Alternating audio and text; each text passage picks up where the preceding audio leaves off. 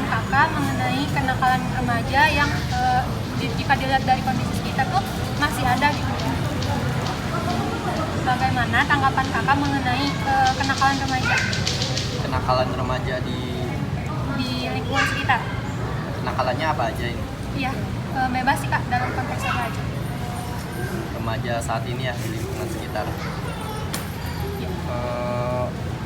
Kalau di lingkungan saya sih mungkin lebih ke berisik sama berbuat onar sih remaja saat ini tuh sekarang tuh kayak lebih seneng melakukan kegiatan aktivitas yang berisik tuh di malam hari, sehingga membuat masyarakat sekitar tuh terganggu karena cuma kalau mau pengen dibilangin itu kan ada kalau menurut kakak itu tuh disebabin gara-gara apa sih kak? Apakah bisa karena kan si remaja itu gara-gara emang kesepian terus mencari-cari perhatian gitu, atau kakak ada tanggapan lain gitu mengapa si remaja itu dapat melakukan hal tersebut? ya, mungkin itu kayak karena ini aja kali ya, kayak cari kesenangan mereka sendiri. Kalau siang kan mungkin mereka juga ada yang sekolah, ada yang ngelakuin kegiatan lain, nah mungkin karena kosongnya malam jadi ngelakuin. Ada solusi gak dari kakak biar kegiatan tersebut tidak terulang gitu, tidak dapat terulang kembali di waktu yang sama juga? Kalau misalnya dari saya sih mungkin peran pribadi dulu ya, pribadi kemudian orang tua seperti keluarganya lah. Kalau misalnya emang sulit mungkin bisa, kalau misalnya emang udah keterlaluan banget mungkin bisa melaporkan pihak yang berwajib. Mungkin cukup ya kak, terima kasih atas waktunya. Yes. Karena sebelumnya mohon maaf ya ada mengwaktu waktunya. Sebelumnya juga pertama juga karena saya Ramina dari Universitas Teknik Indonesia khususnya. Kebetulan niat saya mengambil pada kesini itu ingin sedikit berbincang mengenai wawancara sedikit ya kan. Kemudian juga ini tugas saya juga tentang kenakalan remaja. Tapi kira-kira boleh gak sih Teh kita ngobrol sedikit gitu Teh? Bagaimana sih Teh menurut Teh tanggapannya mengenai kenakalan remaja yang ada pada zaman sekarang? Kenakalan kalau sekarang ya? Ya. Cukup memprihatinkan ya. Memprihatinkan ya remaja. Terus bisa berakibat fatal juga bagi seorang sama yang ramainya juga. Menurut Teteh, yang tadi Kak Teteh sampaikan kan emang memprihatinkan ya Teh. Nah, menurut Teteh sih faktor yang menyebabkan mereka melakukan hal itu tuh Teteh kan bisa juga dari diri sendiri dan faktor orang tua. Menurut Teteh, faktor terbesar yang bisa mempengaruhi Teteh apa aja sih? Faktor terbesarnya faktor lingkungan seperti teman-teman, terus sekarang kan medsos juga banyak, jadi itu emang mempengaruhi banget sih buat remaja.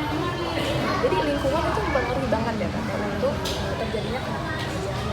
Menurut Teteh solusinya untuk menghadapi hal tersebut supaya tidak atau enggak mengurangi gitu kenakalan remaja pada zaman sekarang. Teteh solusinya apa sih Teh yang harus dilakukan? Solusinya harus ada pengawasan dari orang tua ya. Terus di sekolah ada pengawasan juga dari guru. Harus diperhatikan sama orang tua sama guru juga.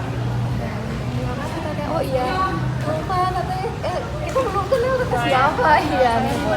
Teteh? Terima. Nah, kalau kenal ya terima. Terima kasih udah mengisi. Kita kan itu satu doang di mana sama Mas. Baik, assalamualaikum Teh. Ya, waalaikumsalam warahmatullahi wabarakatuh. Perkenalkan Teh, nama saya Agustin Fariza dari mahasiswa UPI. Kami ada tugas pendidikan agama Islam Teh untuk menanyai Teteh mengenai kenakalan remaja. Nah sebelum itu saya mau kenalan dulu Teh sama Teteh, namanya siapa? Ya, kan nama saya Sally. Kebetulan juga saya pertama ada kos-kosan gitu kan, banyaknya remaja. Terus dulu juga saya lulusan dari UPI juga dari Bandung, sosial studies. Kalau saya kan pendidikan IPS ya, jadi ya alhamdulillah sih sempat kayak ngajar juga di salah satu sekolah Bandung yang notabene itu salah satu SMP yang memang bisa dibilang itu bukan buangan ya. Jadi kalau kayak pilihan kedua atau ketiga gitu loh. Jadi kalau siswa-siswa yang lain nggak masuk ke SMP yang dia inginkan di sekolah itu pasti masuk, dan di sana tuh kebetulan emang banyak banget tentang kenakalan remaja gitu, kayak pengalaman langsung lah gitu. Nah, saya mau tanya itu tanggapan Teteh tentang kasus-kasus kenakalan remaja yang pada masa kini itu sudah sangat banyak ini tuh gimana? Ya sebenarnya sangat disayangkan sekali ya, karena yang pertama seharusnya itu kayak fase remaja itu kan 10 sampai 12, dan dari 10 sampai 12 tahun, kemudian dari 13 berakhir di usia kalau nggak salah 18 sampai 21 tahun tuh masih masuk fase remaja. Itu tuh harusnya memang menjadi fase dimana manusia atau remaja itu untuk mencari jati diri, untuk meningkatkan kestabilan emosi, baik emosi secara rohani maupun secara psikologisnya juga gitu. Jadi sangat disayangkan banget ya, sekarang banyak banget gitu kenakalan remaja zaman sekarang, dan yang saya lihat juga emang lebih parah dari dulu sih kalau sekarang gitu. Anak-anaknya mungkin sekarang lebih berani ya, Teh. Ya, lebih berani dan juga banyak faktor lain sih yang mempengaruhi itu.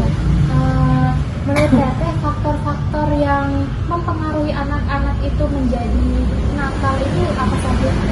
Banyak sih, tapi menurut kita pribadi ya, yang pertama itu pasti faktor keluarga dan lingkungan sosial.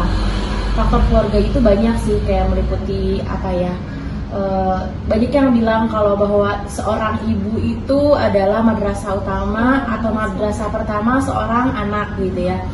Kenapa seorang ibu itu, kan banyak yang bilang sayang banget nih misalkan ya seorang ibu udah kuliah tinggi-tinggi, taunya misalkan balik lagi ke dapur ngurus anak, dan itu tuh kalau menurut kita pribadi gitu ya, nggak ada yang namanya nggak ada yang namanya kayak disayangkan atau ya sayang banget lah kuliah tinggi-tinggi gitu, karena seorang ibu tuh madrasah terutama dalam mendidik dari segi kayak tauhid ya, keimanan seorang anak. Karena menurut kita pribadi, kayak mau senakal gimana pun lingkungan sosial mereka, kalau misalkan keimanan seorang anak atau remaja itu kuat, ya nggak akan terpengaruhi gitu ya. Itu yang pertama, yang pasti dari faktor keluarga kan banyak ya tadi ya, kayak dari perhatian seorang ibu, orang tua, kedua belah pihak. Kadang ada yang full dari ibunya dapat kasih sayang, tapi dari ayahnya kurang gitu, atau dari kecilnya itu tidak dibiasakan untuk kayak ngaji gitu kan ya. Nah pernah gini saya dengar kalau banyak yang bilang kalau anak kecil di bawah usia 5 tahun itu seharusnya jangan dibawa ke masjid, nanti ngeganggu dan lain-lain. Kalau yang Teteh baca itu tuh bagus banget, walaupun mereka lari mengganggu, memang buat kitanya tuh ngerasa nggak nyaman ya. Kita mau cari ilmu misalkan di majelis taklim, tapi malah jadi malah jadi keganggu sama anak-anak.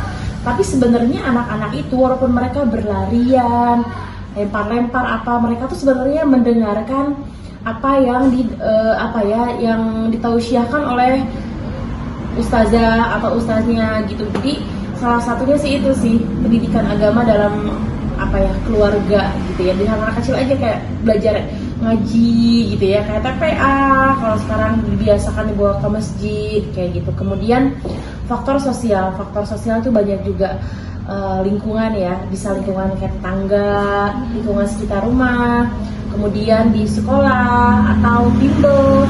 Di sekolahnya bagus nih, di rumahnya baik, tapi misalkan lingkungan anak-anak bimbelnya itu kurang bagus, bisa juga mempengaruhi.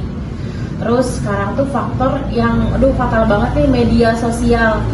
Ya salah satunya kayak media sosial itu seharusnya orang tua tuh bisa memfilter apa yang diakses oleh anak. Kalau sekarang kan bisa ya, kayak YouTube dan internet itu bisa kita kayak di filter gitu loh. Kita nggak tahu sih caranya, cuman ada untuk memfilter anak bahwa tidak bisa mereka mengakses di bawah di atas 17 tahun tuh nggak bisa akses seperti itu.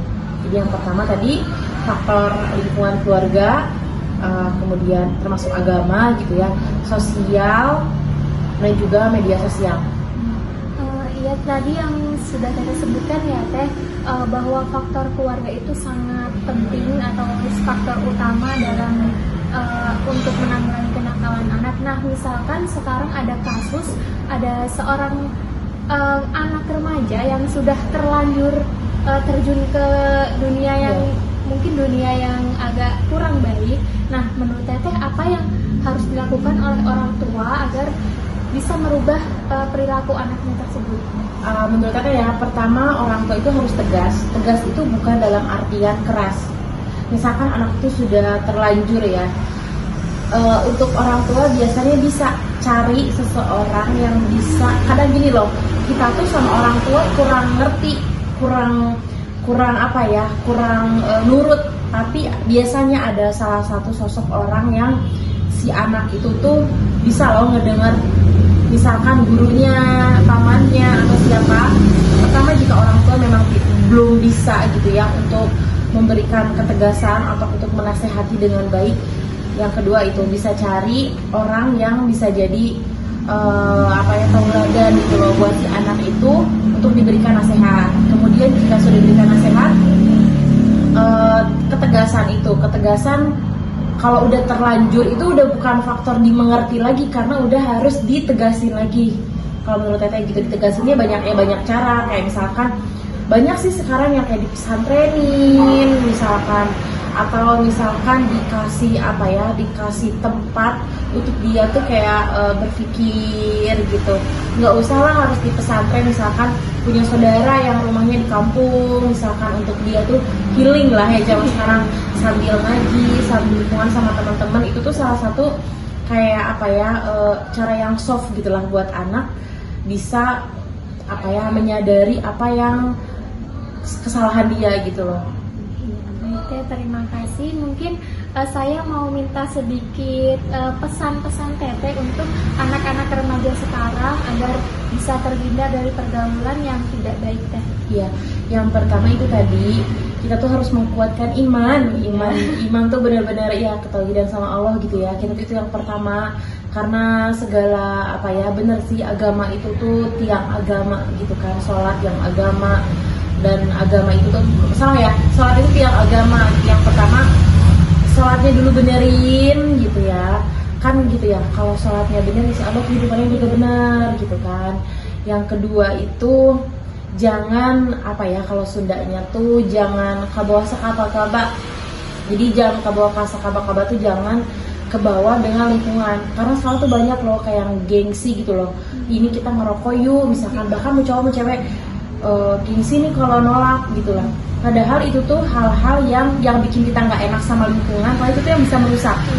Karena tadi balik lagi, fase remaja itu fase kita harus mencari diri kita. Jangan sampai fase remaja itu hal-hal yang penting. Kalau di anak itu kayak golden age itu dari 0 sampai 5 tahun. Kalau remaja itu ya tadi sekitar dari berapa ya tadi, itu lupa ya, pokoknya dari 10 tuh sampai 21 tahun tuh masa-masa anak harus bener-bener kepribadiannya tuh harus bener-bener dijaga banget, jangan sampai rusak.